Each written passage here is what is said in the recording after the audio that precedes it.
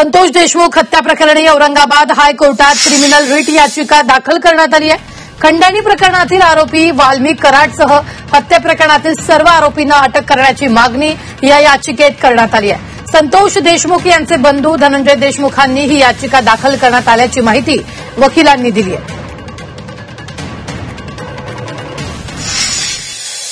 संतोष देशमुख यांचे कुटुंबीय यांच्या वतीने क्रिमिनल रिट याचिका माननीय उच्च न्यायालयामध्ये दाखल करण्यात आलेली आहे व या संदर्भात प्रामुख्याने माहिती अशी आहे की याच्या ज्या काही प्रमुख मागण्या आहेत त्यामध्ये या घटनेच्या अनुषंगाने ज्याचे नेहमी नाव येते व जो की या घटनेचा अॅलिजेडली ज्याला आपण म्हणू शकतो की मुख्य सूत्रधार आहे तो म्हणजे वाल्मिक बाबूराव कराड याच्यावर कलम 302 120B IPC व मोक्का कायद्याअंतर्गत कडकमधील कडक कारवाई करत न्यायालयाच्या आदेशाने FIR दाखल करावा।